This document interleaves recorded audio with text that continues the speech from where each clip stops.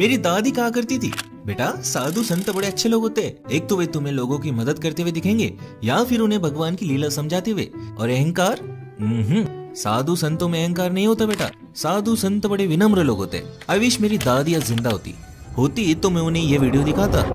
அதாவது வந்து சுற்றுச்சூழல் வந்து இவ்வளவு அக்கறையோட இருக்கும்போது கட்டுமானங்கள் செய்யறதுக்கு முன்னாடியே வாங்க வேண்டிய சுற்றுச்சூழல் அனுமதியை பின்னாடி அதனால முன்னாடியே வாங்கி இருக்கலாமே।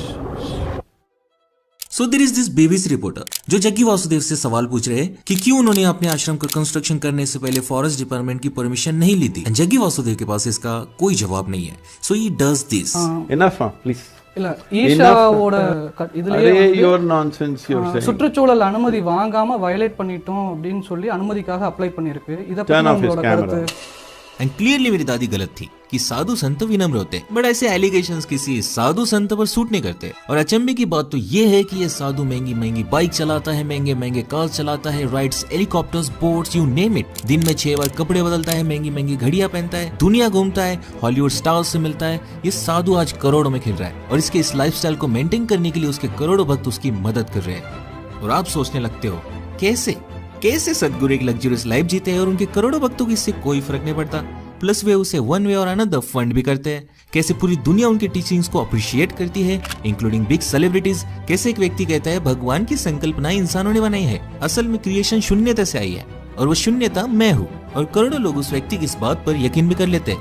लेकिन मैं जग्गी वासुदेव के स्पिरिचुअल बिजनेस में इंटरेस्टेड नहीं हूँ। जग्गी वासुदेव और कमाए, हु केयर्स। मैं इंटरेस्टेड हूँ जग्गी वासुदेव की एनलाइटनमेंट वाली कहानी में। आई वांटेड टू नो कि उनके एनलाइटनमेंट की कहानी सच है या फिर अपने फॉलोअर्स को मूर्ख बनाने का जरिया। And you know what, I think it is.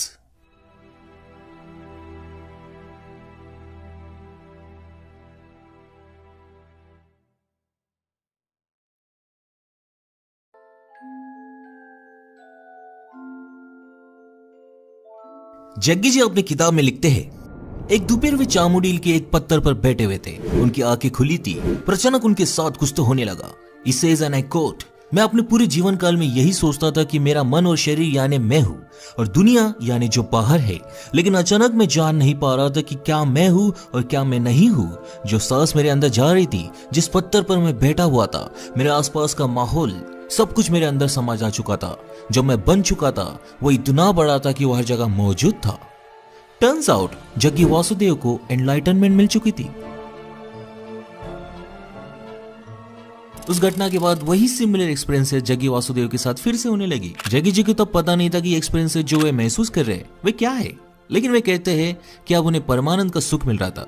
7-7 घंटे गुजर जाते थे और उन्हें लगता था 2 ही मिनट गुजरे हैं। अगले 6 हफ्तों में यह अनुभव उनके जीवन की जीवित वास्तविकता बन गई, लिविंग रियलिटी। ये जो परमानंद वे अनुभव कर रहे थे, अब वे वही परमानंद सबको महसूस करवाना चाहते थे। Armed with this experience, I started creating methods and systems through which every human being could access that intelligence and that capability within the system which can make a piece of bread into a human being.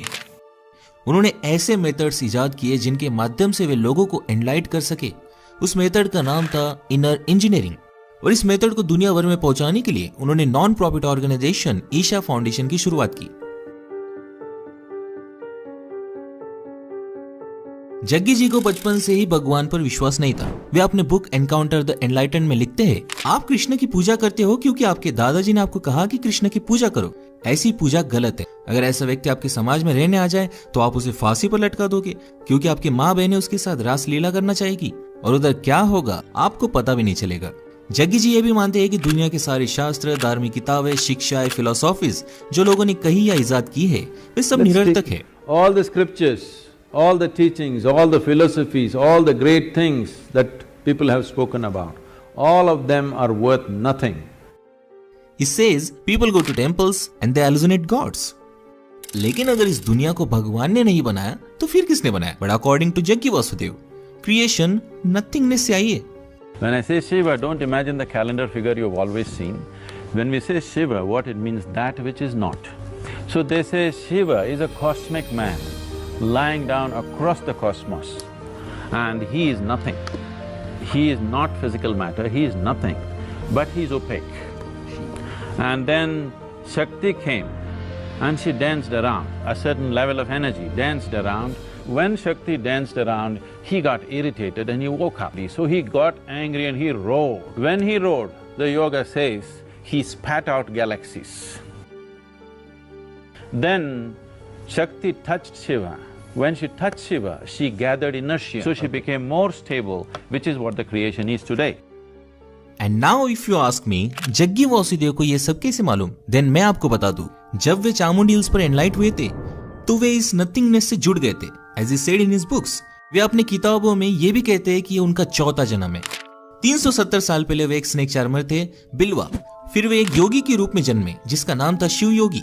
Shiv योगी मोक्ष की तलाश में था, और एक दिन जब वो मेडिटेशन कर रहा था, वह एक साधु आया, श्री पल्लनी स्वामी। स्वामी जी ने शिव योगी की एनलाइट होने की ख्वाहिश को पहचाना और उसके माथे पर अपनी छड़ी लगा दी, और शिव योगी एनलाइट हो गया। लेकिन इसी के साथ शिव योगी एक ऐसे सपने का हिस्सा बन गया जो पिछले 15,000 सालों से पूरी नहीं हुई थी। Many thousand years ago, there was a yogi whose name was Sunira, and she took on an impossible project. He wants to build a living Shiva once again, a perfect teacher for the world. So he started building the energy body for that kind, and then he believed that he could build a physical body on top of that and let him loose in the world with a lifespan of a few hundred or thousand years, so that he will transform the whole world by the time his time is done. Sunira ने इस project पर अपनी पूरी जिंदगी काम किया, लेकिन वो असफल रहा और मर गया। लेकिन आने वाले कई सालों में कई महत्वाकांक्षी योगियों ने सुनीरा के इस अधूरे सपने को आगे ले जाना चाहा, लेकिन कोई भी ऐसी एनर्जी बॉडी बनाने में कामयाब नहीं हुआ और कई सदियां गुजर गई। वही सुनीरा के इस प्रोजेक्ट पर कई योगियों ने अनुमान लगाया कि इस एनर्जी बॉडी को इंसानी शरीर में बांधना असंभव है, तो उन योगियों ने ध्यान लिंगा में इस एनर्जी बॉडी को क्रिएट करने की कोशिश की, लेकिन कोई भी सफल नहीं हुआ, क्योंकि भविष्यवाणी लिखित थी। जग्गी वासुदेव के दूसरे जन्म शिव योगी को स्वयं आदि योगी ने एनलाइट किया था। This fabulous crafty man enslaved me for his project. और उन्होंने इस ध्यान लिंगा पर काम करना शुरू किया, लेकिन वे 57 साल की उम्र में चल बसे। जग्गी वासुदेव का फिर एक बार जन्म हुआ एज अ सदगुरु श्री ब्रह्म। श्री ब्रह्म को सुनीरा के सपने के बारे में ऑलरेडी मालूम था और वे ऑलमोस्ट ध्यान लिंगा बनाने में सफल हो ही गए थे, लेकिन ये फुलफिलमेंट फिर से अधूरी रह गई। लेकिन समाधि लेने से पहले उन्होंने अपने अगले जन्म की योजना बना ली थी कि वे किस औरत की कोख में जन्म लेंगे। इवन जो अन्य 2 लोग उन्हें इस कार्य में मदद करने वाले थे, वे भी किन औरतों की कोख में जन्म लेंगे वे भी जाने से पहले वे नियोजित करके गए थे। और सदगुरु श्री ब्रह्म जी की योजना सही साबित हुई और जग्गी वासुदेव का जन्म हुआ, और 2 अन्य लोग जो उन्हें इस कार्य में मदद करने वाले थे उनका भी नियोजित कोख में जन्म हुआ। एक थी जग्गी वासुदेव की शिष्या जो पिछले जन्म में श्री ब्रह्म जी की शिष्या थी भारती, और दूसरी थी विजय कुमारी एके विज्जी जो स्वयं जग्गी वासुदेव जी की बीवी थी। अब तीनों ने इस 15,000 साल पुराने कठिन कार्यों को अपने हाथों में लिया। तीनों त्रिकोण आकार बना लेते थे, जिसका एक ही लक्ष्य था कि तीनों की लाइफ एनर्जी से ध्यान लिंगा की 7 ऊर्जा चक्रों को एक्टिवेट किया जाए और आखिरकार ध्यान लिंगा पवित्र हो जाए। लेकिन नियति ने फिर एक बार इस कार्य में बाधा डाल दी, और जब ध्यान लिंगा अभिषेक की 95% प्रक्रिया हो चुकी थी और केवल ही के हफ्ते में ध्यान लिंगा एक्टिवेट हो जाता, विज्जी यानी जग्गी वासुदेव जी की बीवी की डेथ हो गई, जो केवल 31 साल की थी।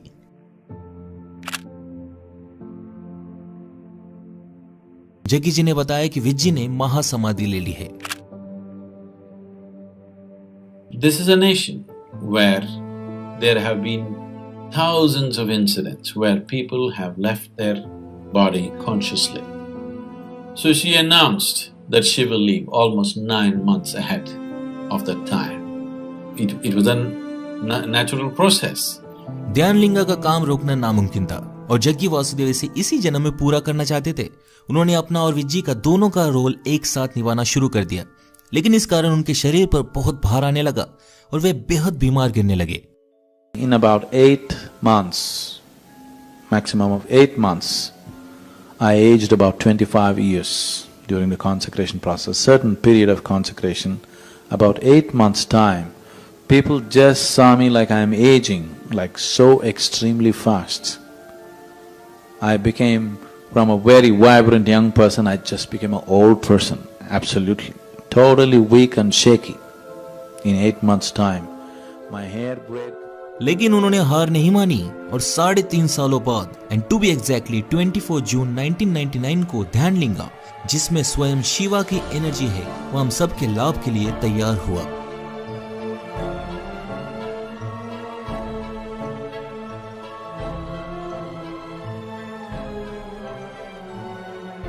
पंद्रह 15,000 साल पुरानी भविष्यवाणी पूरी हुई।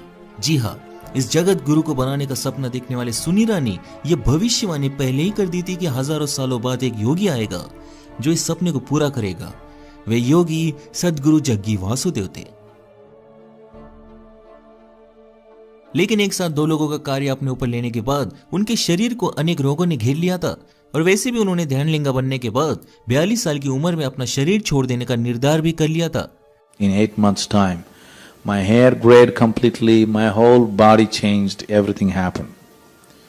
Everybody knew anyway I'm going to die shortly. They knew, because I had told them, I had prepared them for this, I told, this is how much I'm going to live, beyond that it will not be there. लेकिन उनसे प्रेम करने वाले उनके शिष्य including Bharti ने सदगुरु के दाहिने पैर में एक तांबे का पायल चढ़ा दिया, एक अलौकिक धागे के साथ, जो मॉडर्न भाषा में कहूँ तो एक वाईफाई की तरह काम करता है, जो एनर्जीज की लेन देन करता है। सदगुरु के शिष्यों की एनर्जीज सदगुरु के शरीर में इस तांबे के पायल के कारण आती है, जिसने उन्हें आज तक जिंदा रखा है। अगर वे ये तांबे का पायल निकाल दे तो वे मर जाएंगे। This is in many ways keeps me alive, physically alive. Jaggi Vasudev हमेशा से ही सदगुरु थे, बल्कि अपने पिछले के पिछले जन्म शिव योगी के रूप में हुए थे, जब श्री पल्लनी स्वामी जी ने उनके माथे पर छड़ी लगा दी थी। चामुंडी हिल्स पर केवल उन्हें याद आया था कि वे सदगुरु हैं, वे इस व्याप्त नथिंगनेस से जुड़े हुए हैं और वे उसका हिस्सा है। द मोमेंट उनके माथे पर वो छड़ी लगी, वे सर्वज्ञानी बन गए। क्रिएशन से लेकर big bang theory, planetary motion, Darwin theory of evolution, human psychology, the science, history, technology, mathematics, philosophy, religion, black magic, everything you can imagine of. सदगुरु जग्गी वासुदेव को हर चीज का ज्ञान मिल चुका था। He knows everything. When it comes to life, it doesn't matter what you say, what you think, what you do, what I say will happen. When it comes to life, fundamental life. So I am an authoritarian because I don't listen to anybody. If God comes, I will not listen to him because I know better than him. This sounds absolutely egoistic, stupid, Mike Tyson-like.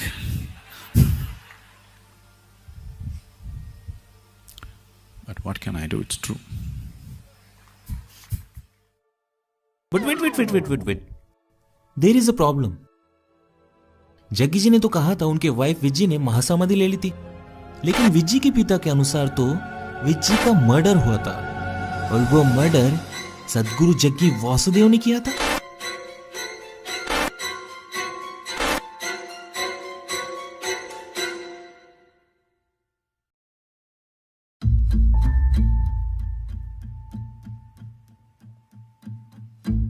Jaggi जी के अनुसार 31 साल की विजय कुमारी ने 30 जनवरी 1997 को महासमाधि ले ली, लेकिन जग्गी वासुदेव के खुद के ससुर ने यानी विज्जी के पिता ने जग्गी वासुदेव पर उनके बेटी के मर्डर का इल्जाम लगाया और एफआईआर फाइल कर दी। ये खबर उस वक्त इंडियन एक्सप्रेस न्यूज़पेपर ने छापी थी, जिसके अनुसार ईशा आश्रम के योगी जग्गी वासुदेव और उनकी बीवी विजय कुमारी उर्फ विज्जी के मर्डर के मामले में चार्जेस लगाए गए हैं। पुलिस को दिए गए कंप्लेंट में विज्जी के पिता टीएस गंगना जी को लगता है उनकी बेटी की मौत में कुछ तो गड़बड़ है। लास्ट टाइम उनकी बेटी उन्हें 15 जून 1996 को मिली थी और 23 जनवरी 1997 को उन्हें जग्गी वासुदेव द्वारा मैसेज मिला कि उनकी बेटी मर चुकी है और गंगना जी के कई बार रिक्वेस्ट करने के बावजूद जग्गी वासुदेव ने विज्जी के लाश को जल्दबाजी में जला दिया 24 की सुबह गंगना जी के आने से पहले। उन्होंने ये भी कहा कि उनकी कम्युनिटी में लाश को जलाने की प्रथा है ही नहीं। जग्गी ने जानबूझकर लाश को जला दिया ताकि सारे सबूत मिट जाए। गंगना मानते हैं कि जग्गी ने अपनी बीवी का मर्डर किया है क्योंकि उनका आश्रम के किसी शिष्य के साथ अफेयर था। गंगना जी के कंप्लेंट के आधार पर केस दर्ज की जा चुकी है, लेकिन पुलिस आश्रम पहुंची तो गॉडमैन जग्गी यूएस से चले गए थे। इन्वेस्टिगेशन जारी है। लेकिन पुलिस के इन्वेस्टिगेशन के अनुसार उन्हें कोई सबूत नहीं मिला क्योंकि बॉडी ऑलरेडी जल चुकी थी। तो पुलिस ने लैक ऑफ एविडेंस के कारण केस को बंद कर दिया और एक फाइनल रिपोर्ट बनाई। लेकिन इस फाइनल रिपोर्ट में उन्होंने विज्जी के पिता टी.एस. गंगना जी द्वारा बताई गई बातों पर कोई इन्वेस्टिगेशन नहीं की थी। जैसे उन्होंने कहा था जग्गी वासुदेव का आश्रम की किसी लड़की के साथ अफेयर है, लेकिन किसी से भी पूछताछ नहीं की गई। इवन जो लोग वहां समाधि एवं अंतिम संस्कार के वक्त मौजूद थे उनसे भी कोई पूछताछ नहीं की गई। बट थिंक अबाउट इट, आप इन सारी बातों के बारे में लॉजिकली सोचो, क्यों जग्गी वासुदेव ने विज्जी के पिता और उसके 2 बहनों के आने का इंतजार नहीं किया, जबकि उन्होंने जग्गी जी से बार बार रिक्वेस्ट की थी कि उनके आने तक विज्जी का अंतिम संस्कार ना किया जाए। विज्जी के पिता के अनुसार उनकी कम्युनिटी में लाश को दफनाया जाता है, पर जग्गी जी ने लाश को जलाया। और ये तो सबको पता है कि समाधि लिए हुए व्यक्ति को गहरे गड्ढे में दफनाया जाता है। फिर बॉडी को जलाया क्यों गया और अंतिम संस्कार सुबह 4 से 5 बजे के बीच में क्यों की गई थी? इतनी क्या जल्दी थी? और जब उन्होंने साफ कहा है अपनी किताब में कि विज्जी की समाधि के बाद उन्हें 2 लोगों की एनर्जी खुद क्रिएट करनी पड़ी थी और इसी कारण वे भयानक पीड़ा से गुजर रहे थे। उन्हें तो बोलना तक नहीं आता था, लेकिन जब पुलिस तहकीकात करने आती है वे तभी यूएस से लेक्चर देने कैसे चले जाते हैं। जग्गी जी अपनी किताब में लिखते हैं कि विज्जी यानी उनकी बीवी ने उन्हें समाधि के 9 महीने पहले ही समाधि लेने की इच्छा जाहिर की थी। फिर विज्जी ने 1 महीने पहले ही कैसे समाधि ले ली? वो 1 हफ्ता रुक भी सकती थी क्योंकि ध्यान लिंगा बनने में 1 हफ्ता ही बचा था। और विज्जी अगर समाधि लेने वाली थी तो उसने अपने माँ बाप बहनों को क्यों नहीं बताया था कि वो समाधि लेने वाली है, जबकि वो उन्हें मिलने भी गई थी। जग्गी वासुदेव अपने बुक मिस्टिक्स म्यूजिक में खुद लिखते हैं कि विज्जी अकम्प्लिश्ड यानी कुशल योगी नहीं थी, मतलब उन्होंने कभी पतंजलि योगा सूत्र भी नहीं पढ़े होंगे। अब जो मोक्ष पाने के लिए महान साधु 50-50 साल साधना मेडिटेट करते हैं, वो एक साधारण बैंक एम्प्लॉय कैसे पा लेती है? जग्गी वासुदेव इवन ये भी कहते हैं कि विज्जी ने जग्गी को कभी अपना गुरु माना ही नहीं और ना ही उन्हें जग्गी की ये लाइफस्टाइल पसंद थी। वो तो ध्यान लिंगा का हिस्सा भी नहीं बनना चाहती थी। विज्जी को इवन जग्गी जी और भारती की बढ़ते हुए नजदीकी से दिक्कत भी थी। अब जो औरत एक साधारण जीवन व्यतीत करना चाहती थी, जिसके अपने पति के अन्य शिष्यों से बढ़ रहे नजदीकियों से दिक्कत हो रही थी, जिसकी बेटी केवल 7 साल की थी, वो समाधि क्यों लेगी वाला? These are just doubts I had in Sadhguru's story of Vijji's death. हम उन पर कोई एलिगेशंस नहीं लगा रहे, वो हमारा काम है ही नहीं। उन्हीं की किताब में लिखा गया है कि ध्यानलिंगा अभिषेक की प्रक्रिया विज्जी की उपस्थिति में खत्म हो जाती, लेकिन जग्गी जी की शिष्या भारती को अपने बच्चे के एनुअल फंक्शन में जाना था। कितनी मूर्खता वाली बात है ये। क्या भारती को मालूम नहीं था कि ये ध्यानलिंगा कितना बड़ा प्रोजेक्ट है, उसकी इंटेंसिटी क्या है, कि ये 15,000 साल पुरानी प्रोफेसी है? कई योगी इसमें असफल हो गए। जग्गी वासुदेव को 4 जन्म लेने पड़े। खुद भारती का ये दूसरा जन्म था। उसका जन्म ही ये कार्य पूरा करने के लिए हुआ था और वो अपने बच्चे के स्कूल फंक्शन में चली गई थी। रियली आई वंडर, 15,000 साल पुरानी प्रोफेसी, जग्गी जी के 4 जन्म, और उनके पास ऑप्शन था कि वे स्पेशल लोगों को स्पेशल कोक में पैदा कर सकते हैं। देन उन्होंने 2 मामूली लड़कियों को क्यों चुना इतने बड़े कार्य के लिए? इतने बड़े कार्य के लिए तो किसी अकम्प्लिश्ड योगी को चुनना चाहिए था। ये सारी कहानियां, ये सारे फैक्ट्स किसी दंत कथा जैसी नहीं लगती जो किसी 6 साल के बच्चे ने लिखी हो। जग्गी जी ने खुद कहा है कि ध्यानलिंगा के अभिषेक प्रक्रिया के बाद वे बीमार गिर गए थे और उन्होंने अपने एंकल बोन को खुद अपनी शक्तियों से ठीक किया था। इवन अपना अस्थमा भी 1 घंटे में ठीक कर दिया था। In a field hockey game, I fractured my left ankle. I was in excruciating pain, and by then I had also become a chronic asthmatic, and I had a very severe bout of asthma. I sat down with my eyes closed for about little more than an hour. When I came out, my asthma left me, never to come back again. And above all, my fractured leg was perfectly okay in little more than an hour's time. लेकिन इस interview में वे ये कहते हैं, So 3 years ago, it so happened, I was playing soccer with the kids and I tore my left knee. Then the only damn game I can play is golf. सो साक्षात भगवान अपनी नी bone ठीक नहीं कर पा रहा और दुनिया भर में अस्थमा के आज 262 मिलियन पेशेंट्स है। अगर जग्गी जी के पास इसका इलाज है तो वे इलाज सबको दे क्यों नहीं रहे, राइट? अगर जग्गी वासुदेव ने पहले ही प्लान किया था कि ध्यानलिंगा अभिषेक के बाद वे 42 साल की उम्र में अपना शरीर छोड़ देंगे, तो उन्होंने शादी क्यों की थी और अपने बेटी को जन्म ही क्यों दिया था, जबकि उन्हें पता था कि उनके मरने के बाद उनकी बीवी विधवा हो जाएगी और उनकी बेटी अनाथ। लेकिन वे अपनी शादी को भी जस्टिफाई करते हैं, कहते हुए कि ऋग्वेदा में लिखा गया है कि ध्यानलिंगा का अभिषेक एक ऐसा ही योगी करेगा जो गृहस्थ योगी हो, यानी शादीशुदा योगी हो। मैंने इस बात की पुष्टि करने के लिए अपने दोस्त के दादाजी से बात की, जो हिंदू स्क्रिप्चर्स के ज्ञानी हैं, और उन्होंने मुझे कहा ऐसी कोई भी चीज ऋग्वेदा में नहीं लिखी गई है और ना ही ध्यानलिंगा टर्म का कोई जिक्र है। उन्होंने मुझे बताया कि सुनीरा नाम की योगी का न योगिक कल्चर में, न धर्म ग्रंथों में, न उपनिषदों में और ना ही वेदों में कोई जिक्र है। और सबसे मजे की बात तो यह है, जिन वेदों में जग्गी जी ध्यानलिंगा का होने का जिक्र करते हैं ना, वे हिंदू वेद पुरानी केवल 5000 साल पुराने हैं और जग्गी जी की कहानी 15000 साल पुरानी है। Okay, for a moment let's believe Jaggi ji की यह ध्यानलिंगा वाली कहानी सच है। So according to that, Dhyanalinga साक्षात लिविंग शिवा है, वही शिवा जो इस नथिंगनेस में समाये हुए है, जिनके अंदर से ये दुनिया क्रिएट हुई है। He is a creator. लेकिन जग्गी जी ये भी कहते हैं कि अब उस ध्यानलिंगा में और उनमें कोई फर्क नहीं बचा है। So if A is equal to B and B is equal to C, then A is equal to C, right? मतलब अब जग्गी वासुदेव इस दुनिया के क्रिएटर बन चुके हैं। Where is the logic? And do you believe this shit? ये सारी कहानियां, ये सारे फैक्ट्स मुझे एक ही संशय की ओर ले गई कि जग्गी वासुदेव जी का, सदगुरु जी का एनलाइटनमेंट सच है भी कि नहीं। और जब मैंने उनका इतिहास खंगाला तो मुझे सब समझ गया। जग्गी जी की वो कहानी याद है जब वे पिछले जन्म में शिव योगी थे। उनके गुरु श्री पल्लनी स्वामी जी ने उनके माथे पर छड़ी लगा दी थी और वे एनलाइट हो गए थे। बस इस कहानी में एक ही झूठ है, वो गुरु श्री पल्लनी स्वामी जी नहीं बल्कि भगवान श्री रजनीश जी थे, Osho.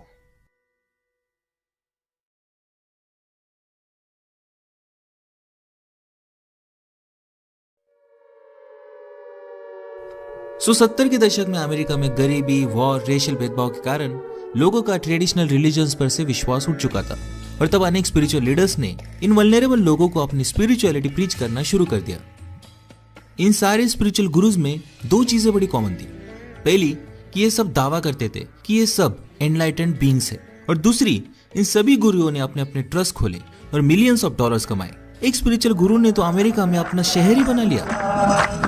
In the northern part of Oregon, there used to be a little town called Antelope. Yesterday, the voters in Antelope decided to change the town's name to Rajneesh.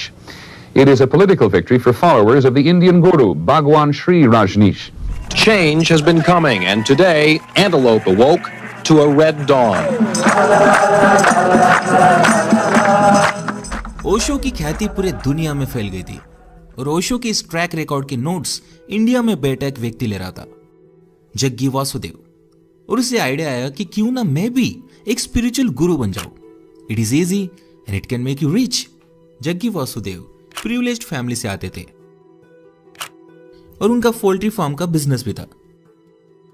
Jaggi जी अनेक बार दावा कर चुके हैं कि उन्हें 12 साल की उम्र से योगा और मेडिटेशन की नॉलेज थी और उनका आज मेन प्रोडक्ट भी उसी के अराउंड रिवॉल्व करता है, विच इज इनर इंजीनियरिंग और ईशा योगा।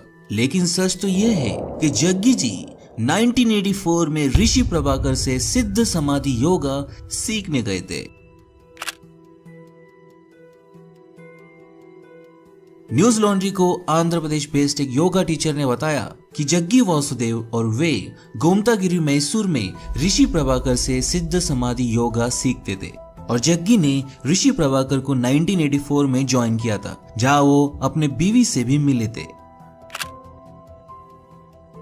उनका इसके पहले योगा से कोई भी नाता नहीं था। ऋषि प्रभाकर ने जग्गी जी को कोयम्बतूर में अपना सेंटर खोलने के लिए भेजा था, लेकिन जग्गी जी ने सिद्ध समाधि योगा को रीपैकेज करके उसका नाम ईशा योगा रख दिया और अपना खुद का सेंटर खोल लिया। And the rest is history. You would think इतना काफी है उनकी फर्जीगिरी साबित करने के लिए, बट हमारे पास और भी सबूत है। But let me tell you, इन स्पिरिचुअल गुरुज का मेन प्रोडक्ट योगा या मेडिटेशन नहीं होता, बल्कि एनलाइटनमेंट होती है। ये लोगों को एनलाइटनमेंट भेजते हैं। जग्गी ये बखूबी जानते थे और उन्होंने भी अपनी एनलाइटनमेंट की, अपनी सर्वज्ञानी होने की स्टोरी बनाई। लेकिन जग्गी वासुदेव ने ओशो की पूरी नकल कर ली, और नकल कितनी भी अलग हो, समझ तो आ ही जाती है। लाइक जग्गी जी दावा करते हैं कि उन्होंने कोई वेदास या स्क्रिप्चर्स नहीं पढ़े और ना ही कोई philosophies. I have neither read the Gita, nor the Vedas, nor the Upanishads, nor even the Yoga Sutra. Because उन्होंने ये स्क्रिप्चर्स डायरेक्टली नहीं पढ़ी है, उन्होंने ये स्क्रिप्चर्स ओशो की किताबों के माध्यम से पढ़ी है। मोस्टली वो जो कहते हैं वो अधिकांश ओशो की कोट्स, ओपिनियंस, एनेक्डोट्स के रिपीटेशंस होते हैं, even choices of words. you clearly disturb people who see those sort of statements as profane. I love to disturb people. A guru is somebody who disturbs the fundamental aspects in you. I am not going to console anybody. He is not a solace peddler. Because the more you console them, the more retarded they remain. All kinds of conclusions that you have drawn, Disturb them. he disturbs everything in you. That challenge will bring their capacities to the climax. He is somebody who is there to assist you towards your liberation. Jaggi ji की enlightenment nothingness यानी शून्यता तक जाती है। शिवा कोई being नहीं है, बल्कि इस नथिंगनेस में समाये हुए है, और इस नथिंगनेस में मिल जाना ही एनलाइटनमेंट है। और उसके वे 112 तकनीक बताते हैं। ये कॉन्सेप्ट विज्ञान भैरव तंत्र से आती है, और इस तंत्र को उस वक्त ओशो ने ही प्रचलित किया था। कोई 112 विधियां हैं सारे जगत में ध्यान की, और प्रत्येक विधि अद्भुत है। Tantra will not give you the answer, Tantra will give you the technique. Jaggi जब भी शिवा की बात करते हैं, जैसे Shiva being good and evil, both light and dark, यही स्टाइल और व्यूज ओशो भी इस्तेमाल करते थे। ओशो कहते थे शिवा के पास कोई फिलोसॉफीज नहीं थी, उनके पास केवल मेथड्स थे। All the questions Devi is asking, Shiva is not going to answer at all. On the contrary, he will give a technique. And if Devi goes through this technique, she will know. यह बात उन्होंने खुद को और अपने course को describe करने के लिए रख ली। Once they understand few basics, then we teach methods with which they can make these dimensions within themselves in a conscious manner. This is not a philosophy, this is a technology. Jaggi जी हमेशा कहते हैं, Now, whatever I say, don't believe this. But don't be a fool and disbelieve this. Guess what, ये quote उन्होंने कहां से उठाया? ओशो की किताब I celebrate myself, God is nowhere, life is now here से। I have not told you to believe it, I have not told you to disbelieve it. Jaggi ji कहते हैं उन्हें फिलोसॉफीज पसंद नहीं। Philosophies are fantastic explanations for those things which cannot be explained. क्योंकि ओशो को भी पसंद नहीं थी। A philosopher thinking about truth is just like a blind man thinking about light. Jaggi जी एक कहानी सुनाते हैं। जब एरिस्टोटल हेराक्लिटस से मिले थे, देखा जाए तो दोनों अलग अलग टाइमलाइन से आते, उनके मिलने की कोई बात बनती ही नहीं। ये तो गलती है, राइट? बट अगर हम मान लें जग्गी जी ने यह कहानी अपनी बात रखने के लिए कही हो तो ठीक है, लेकिन ये सेम गलत कहानी ओशो अपनी किताब हिडन हार्मोनी में कह चुके हैं। पूरी दुनिया में केवल ओशो ने ही लिखा है कि एरिस्टोटल और हेराक्लिटस मिले थे। अब यह कैसे मुमकिन है कि पूरी गलत कहानी ही कोइंसिडेंटली जग्गी जी ने सबको सुना दी? बट स्टिल मैं इन सारी बातों को संयोग एवं कोइंसिडेंस समझूंगा, मान लूंगा, लेकिन अगली सिमिलैरिटी को कोइंसिडेंस मानना बहुत मुश्किल है। Here is another anecdote. सदगुरु जी सुनाते हैं, एक औरत जे कृष्णमूर्ति के साथ शॉपिंग करने गई थी, तो कृष्णमूर्ति जी एक छोटा सा टाई खरीदने के लिए इतना वक्त लगा रहे थे कि उस औरत ने सोचा, जो व्यक्ति एक टाई को लेकर इतना कंसर्न फील करता है वो एनलाइटन कैसे हो सकता है बोला, और उस औरत ने जे कृष्णमूर्ति को छोड़ दिया। But let me tell you, similar anecdote Osho भी सुना चुके हैं अपने किताब में, क्योंकि वो औरत जे कृष्णमूर्ति को छोड़कर सबसे पहले ओशो से मिलने गई थी। एंड आई डोंट नो कि सदगुरु को इस कहानी के बारे में कहां से मालूम पड़ा। ऐसे सैकड़ों उदाहरण मैं आपको दे सकता हूं, but I think you get the point. Jaggi Vasudev ने सब कुछ ओशो से कॉपी किया है, लेकिन ओशो की गलती है जग्गी जी ने कॉपी नहीं की। ओशो हमेशा हिंदुइज्म को क्रिटिसाइज करते थे, जो इंडियन पॉलिटिशियंस को रास नहीं आती थी। पॉलिटिशियंस ने ओशो पर दबाव बनाया और उन्हें मजबूरन देश छोड़ना पड़ा। जग्गी जी भले ही ओशो के पद पर चल हिंदुइज्म को क्रिटिसाइज करते रहे, लेकिन उन्होंने ड्यूअल कैरेक्टर अपनाया। अपने एनलाइटनमेंट में, अपने टीचिंग्स में, अपने आश्रम में उन्होंने ध्यानलिंगा, शिवा, आदि योगी, भैरवा जैसे टर्म्स को यूज किया ताकि उन्हें कोई अपोज न करे।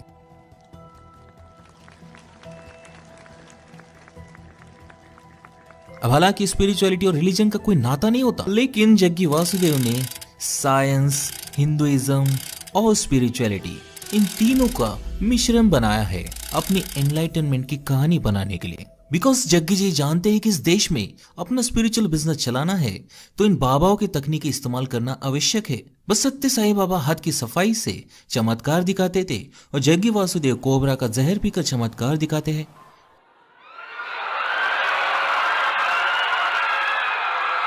आगे ध्यानलिंगा बनाने के लिए उन्हें लोकल भक्तों से डोनेशन मिला और उन्होंने 150 एकड़ जमीन खरीदी अपना आश्रम खड़ा करने के लिए, जहां आज ईशा फाउंडेशन खड़ा है।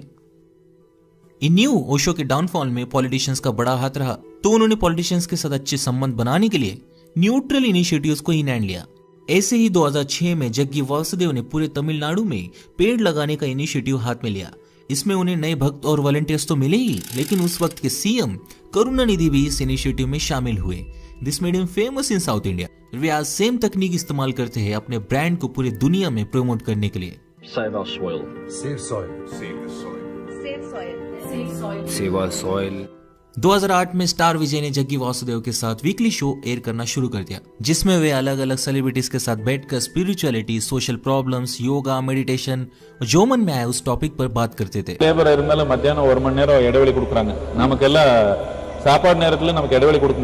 शो बढ़िया था और इसलिए ईशा फाउंडेशन ने सेम कॉन्सेप्ट पर खुद का शो बनाया।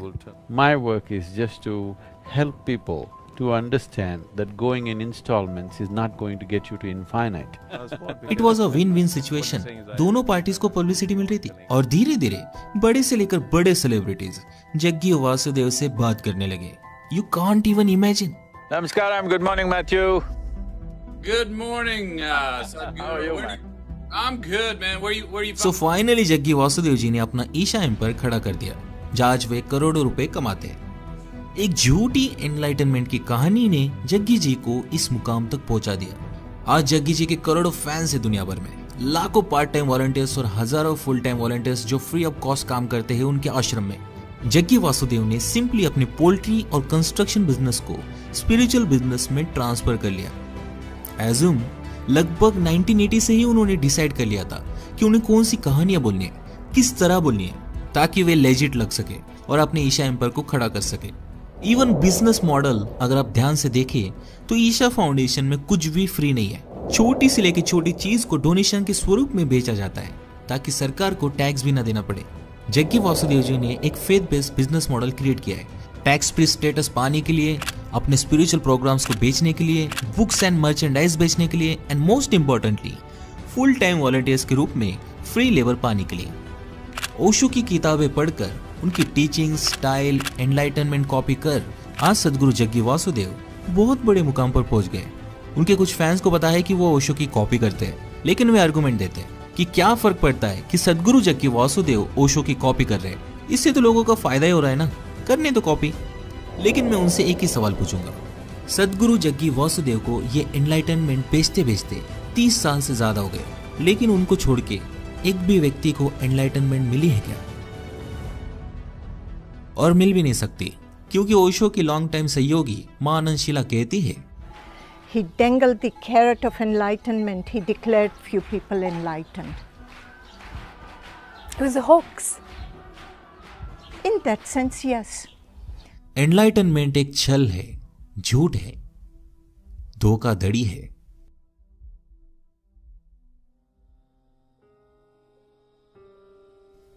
टू बी ऑनेस्ट, लोगों को ब्रेन वॉश करना बहुत आसान होता है, इतिहास गवाह है। बस आपके पास ऐसी कहानी होनी चाहिए जिससे आप गलीबल वल्नरेबल लोगों को बेच सके, और क्या फर्क पड़ता है वो कहानी सेकंड हैंड ही क्यों ना हो, राइट? एंड मुझे कोई दिक्कत नहीं है कि लोग अपने आप को जग्गी वासुदेव के पास सरेंडर कर रहे हैं। अगर आपको मदद हो रही है देन प्लीज आप जाइए, लेकिन इतना जरूर याद रखिए, आश्रम में आपको एक कोर्स के बाद दूसरा कोर्स खरीदने के लिए ब्रेन वॉश किया जा सकता है, और आखिर में आपको अपनी रियल लाइफ छोड़कर आश्रम में संन्यास लेने कहा जा सकता है, जबकि जग्गी वासुदेव खुद एक लग्जरियस लाइफ जीते और उनकी बेटी शादीशुदा है। आज कई पेरेंट्स अपने बेटे बेटियों को पाने के लिए मदद की गुहार लगा रहे हैं। First daughter, marriage and divorce, and then another one marriage, and then take some jewels, Ishta yoga, and he settled child. लेकिन उनकी कोई नहीं सुन रहा, उनके बच्चे ब्रेन वॉश हो चुके हैं। Namaskaram. I'm Mayu from Isha Yoga Center. Mamati. This is regarding the allegation that our parents have given that we are staying here against our wishes and we've been forced to stay here. I would like to clarify that I'm here out of my own wish and my interest. I'm here because this is the only thing that would give me fulfillment and happiness. And I chose this out of my own will and nobody has forced me or compelled me to stay here. मुझे कोई दिक्कत नहीं कि लोग Isha foundation में जाकर महंगे महंगे कोर्सेज खरीदते हैं, आश्रम में वक्त बिताते हैं, लेकिन तकलीफ तो गरीब को हो रही है ना। मुझे कोई दिक्कत नहीं कि यूथ जग्गी वासुदेव को पसंद करती है, लेकिन जग्गी वासुदेव का विजडम आपको मूर्ख बना सकता है। That I'm sure. If a woman delivers a male child, the quality of the milk that she produces is in a certain way. If she delivers a female child, the quality of the milk is totally different. If she delivers twins, one male and one female, one breast will ooze certain type of milk, another breast will ooze another kind of milk. This is the level of intelligence invested in this body. बात तो यह है कि लोगों ने अपनी life जीना ही छोड़ दिया है और अब वे इस एनलाइटनमेंट के पीछे भाग रहे हैं जो हेवनली साउंड करता है। एंड टू बी ऑनेस्ट 99% लोगों को मालूम भी नहीं है कि ये एनलाइटनमेंट है क्या। बस ये लोग भेड़ चाल का हिस्सा बन रहे हैं। भेड़ चाल का हिस्सा ना बने, हर चीज को क्वेश्चन करें। एंड आई नो हम इस समाज और परिवार के लूप में फंस चुके हैं, लेकिन अगर आप इससे थोड़ा बाहर जाग कर देखोगे तो जिंदगी बहुत खूबसूरत है।